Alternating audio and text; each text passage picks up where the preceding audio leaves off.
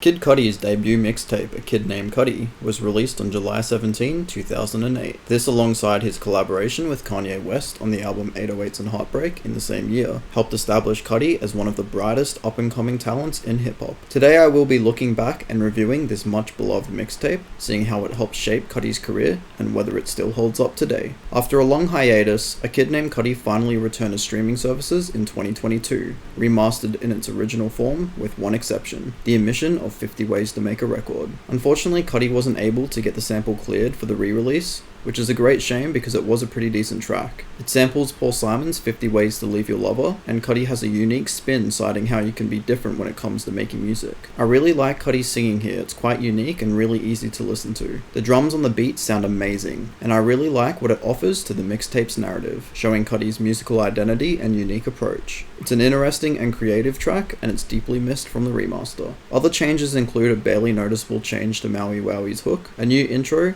and a different cover art. The new intro track doesn't really do much for me, and I have to say I much prefer the old cover art, but otherwise, the remaster is pretty much exactly the same as the much beloved original. One thing this mixtape does really well is establishing Cudi's unique style. At the time of release, rappers just weren't making music that sounded like this. He came onto the scene during this transitional period for hip-hop, and although you can hear a ton of different influences in his music, he pioneered a sound that has been one of the most influential in the genre. Cudi's musical trademarks, such as singing off-key and off-beat, his hybrid singing and rapping, and his general themes of being comfortable with yourself and open about your struggles are all established here. Although what stands out the most is the way he blends a variety of different genres, creating a sound that's hard to pin down and classify. You can tell that Cudi draws from a large pool of influences with his music, and it creates such an engaging listening experience as the tracks are never at risk of sounding too familiar. The track Down and Out features an Outkast sample and is a solid opener for the mixtape. Cudi's rapping is energetic, and he manages to deliver some pretty decent bars over this sick electric guitar heavy production. His flow in the second verse is strong, and I quite like the hook in this one. The second track, Is There Any Love, features Wale, but fails to leave any kind of imprint on the project. I'm not a big fan of Cudi's opening verse, as he doesn't really have anything important to say.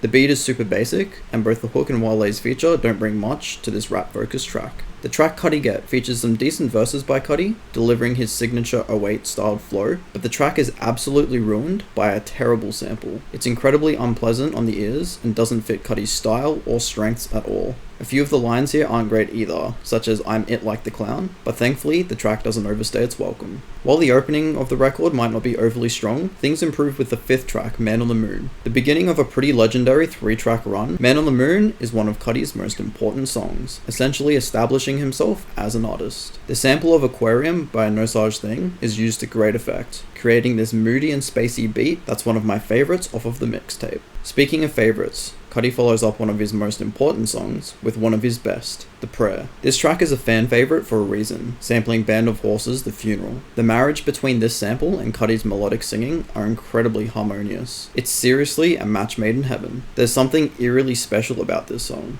It's a track that a lot of fans really connect with, and for me it was one of the first Cudi tracks I fell in love with. We then transition seamlessly into the track that made Cudi famous, Day and Night. Cudi actually experiments a few times with these seamless transitions between tracks, which I believe wasn't overly common back then. Released on SoundCloud prior to this mixtape, Day and Night gave Cudi a taste of mainstream success before anybody even knew who he was. And it's not surprising to see why, as he delivered one of the most original and unique sounding tracks of the 2000s. Dot the Genius deserves special praise for producing one of Cudi's finest beats in what is one of their many collaborations. There's so much to say about this song, from the spacey and rhythmic production, Cudi's unique vocal layering, and how he tackles serious subject matter in an upbeat tone. It's crazy to think that a song about dealing with the death of his uncle could become this club anthem and mainstream hit. I think it really speaks to Cudi's talent and how he's able to take a song like this and deliver his message in an accessible way, even if most listeners don't pick up on it. Embrace the Martian is another solid track, if not a step down from the previous three. Cudi focuses more on his rapping, delivering some tight and speedy verses on a more energetic beat. It also plays an important role in the storytelling of the album, establishing Cudi as a Martian, or someone who is otherworldly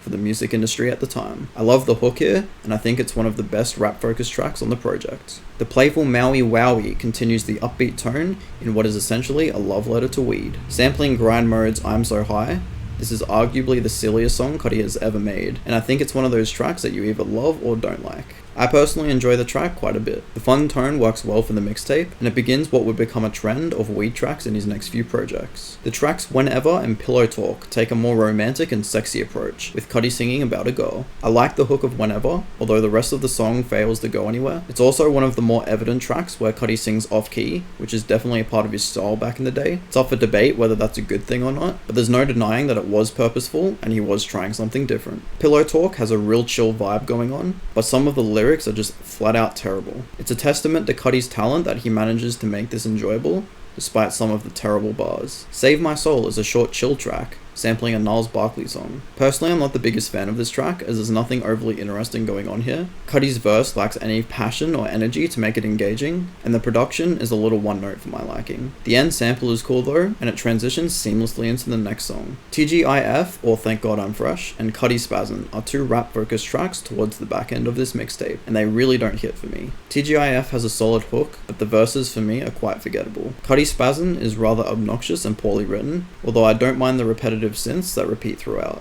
Cudi's performance on these two tracks is quite poor, to be honest, and I think it was clear that he was still finding his feet when it came to rapping on this project. Cleveland is the Reason gets things back on track with one of my favourite beats on the mixtape. Here, Cudi slows things down and talks about his love for his hometown. Lyrically, it still has its problems, but I like some of the creative risks Cudi takes here, with the variations of his voice throughout the beginning of the hook and parts of each verse. A Kid Named Cudi is capped off with one of my favourite tracks in Heaven at Night. I love Cudi's whispering to kick off the track, then transitioning into a deep voiced verse. It's a return to form lyrically for the mixtape, and hits the perfect note to end the project on. So does this mixtape still hold up in 2023? For the most part, yes. You do have those tracks that maybe haven't aged all that well and don't bring much to the table, but those classics really shine through. The mixtape is really well paced, opting for tight and concise track lengths, so we're never getting bogged down. The production is quite simple, using a lot of basic sampling without too many adjustments, but allows Cudi to take center stage and really establish his unique identity in the hip hop landscape.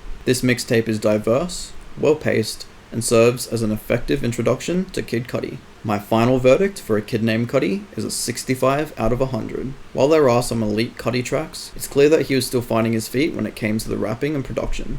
However, he laid a really strong platform here on his debut mixtape, which he later took off on for his trip to the moon. What do you think of A Kid Named Cudi? What's your favourite track? Let me know in the comment section down below. This has been For The Record. Thanks for watching.